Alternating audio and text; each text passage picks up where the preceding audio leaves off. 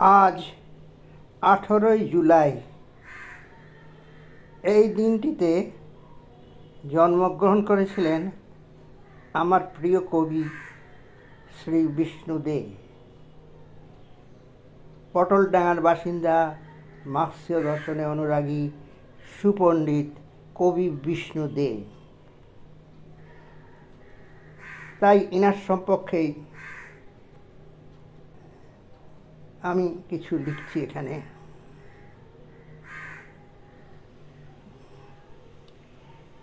ইনিও সেই পঞ্চপাণ্ডবের মধ্যে একজন, যিনি রবীন্দ্র প্রভাব মুক্ত সাহিত্য তথা কবিতায় রচনায় ব্রতী হয়েছিলেন।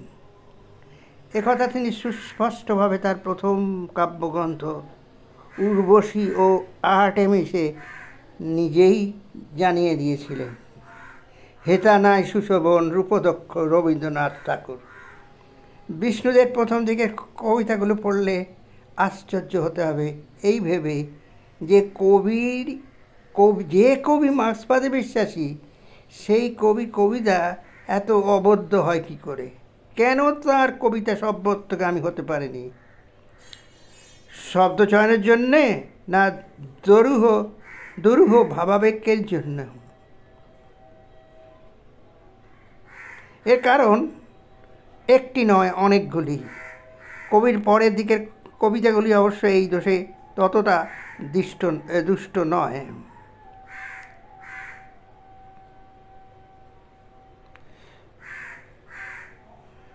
কবির প্রথম কাব্য সম্ভার উর্বশী ও আর্টেমিস 23 বছর বয়সে প্রকাশিত হয়েছিল, সদ্য ইংরেজি সাহিত্যে MA পাশ করার পর। অবশ্য লেখাগুলি 1928 থেকে 1933-এর মধ্যে লেখা হয়েছিল। সত্যি কথা বলতে গেলে একথা বলতে হয় যে বাংলা সাহিত্যে রবীন্দ্রনাথের কর্মকাণ্ডের ব্যাপ্তির পরিধিকে অতিক্রম করতে গেলে একজন কবি সাহিত্যিককে রেডিক্যাল তো হতেই হয়, কারণ তাঁরা রবীন্দ্রনাথের কর্মকাণ্ডের প্রতি অবসেসড থেকেও নতুন কিছু সৃষ্টি করতে চান, যা একেবারে রবীন্দ্র প্রভাব মুক্ত। জীবনানন্দ যেমন তাঁর কবিতায় রবীন্দ্রনাথের থেকে স্বতন্ত্র শব্দচয়ন পদ্ধতি অনুসরণ করেছেন। বনলতা সেনের দুটি চোখ মন কাড়া হরিণ নয়না নয়, বরং পাখির নীড়ের মতো স্নিগ্ধ। জীবনানন্দ এবং বিষ্ণু দে দুজনেই ফরাসি এবং ইংরেজি সাহিত্যের অঙ্গনে অবাধে বিচরণ করেছেন।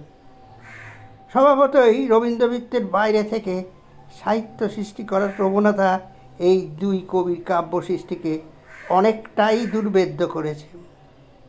জীবনানন্দের কবিতায় যদিও বা আমাদের শিশু বয়স থেকে পরিচিত প্রকৃতির বিবরণ, জীবনানন্দের স্বকীয় ভাষাশৈলীতে আমরা পেয়েছি।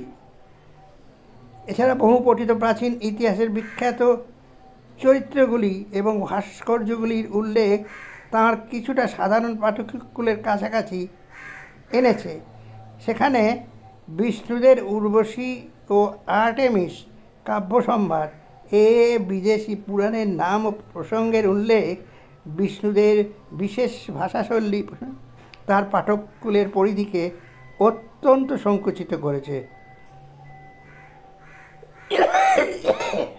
শুধুমাত্র একদল উচ্চশিক্ষিত, পরিশীলিত, সমবোধ সম্পন্ন অল্প সংখ্যক পাঠকুল বিষ্ণুদের কবিতার ভাষাশৈলী প্রতীকী অর্থ হৃদয়ঙ্গম করতে পেরেছিলেন বলে আমার মনে হয়। উর্বশী এবং আর্টেমিস তাঁর পৃথিবীর সমস্তটাই একটি বাস্তব আদৌ স্বপ্নের নায়িকাকে শৃঙ্খলিত।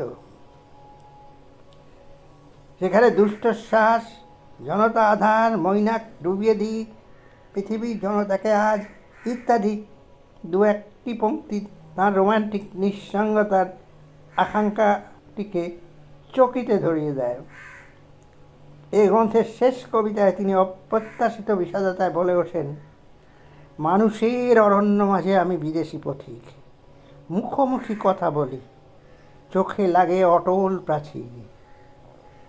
স্বীকার করেন বুঝি না কো ভাষা যে এদের। কবি থাকবেন কিন্তু নারী বা নায়িকা অথবা প্রেমিক থাকবেন না, এটা কি হতে পারে?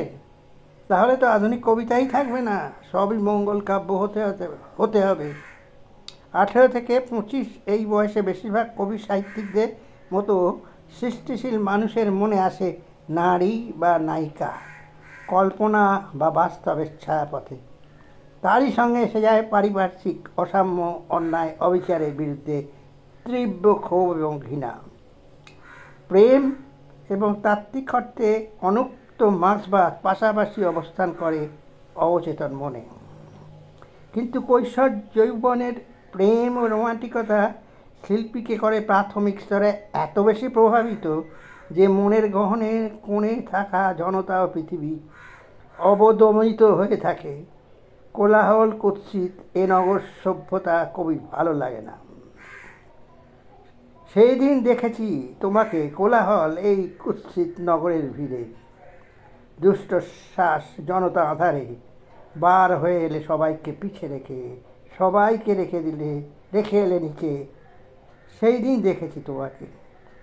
রবীন্দ্রনাথের রোমান্টিকতা থেকে বেরিয়ে আসতে চেয়েছিলেন কবি, অত্যন্ত উদ্গ্রীব ছিলেন তিনি কিন্তু লিখলেন বিপুল পৃথিবী আর নিরবধিকাল, অর্জুন আসে না আর চিত্তঙ্গদা কবে মুছে গেছে। আজও তাই পরিশ্রান্ত মেমন মলিন জনস্থল কেঁপে ওঠে উর্বশীর দেহের আস্বাদে। কত রাত্রি, কত বর্ষ, কত দীর্ঘ শতাব্দীরা গেল, কেপপেট্টা থেকে আজ হয়ে গেল 20 পালা। আজও তবু উর্বশীর স্তন, উর্বশীর পাণ্ডু উড়ু শুভ্রবাহু উচ্ছৃঙ্খল যৌবনের চোখ আমাদের করে রাখে তৃপ্তিহীন একাগ্র বৈরাগী। পরে অবশ্য তিনি তার নারী এবং নায়িকাকে প্রেক্ষিতে সরিয়ে নিয়ে বাস্তবকে সঙ্গে করে নিলেন। তিনি কবি হলেও আমাদের মতো রক্ত মাংসের মানুষ, তাই আমাদেরই মতো তাঁর মনস্তাত্ত্বিক কাঠামো পাল্টেছে বয়সের সঙ্গে সঙ্গে। তফাৎ একটি, আমাদের তাঁর মতো সূক্ষ্ম অনুভূতি সম্পন্ন মনন নেই, সেই কবির মতো ধীশক্তিও আমাদের নেই। তথ্যসূত্র: বিষ্ণুদে কবিতা সমগ্র, নীরেন্দ্রনাথ চক্রবর্তী, প্রবৃত্ত সরকার,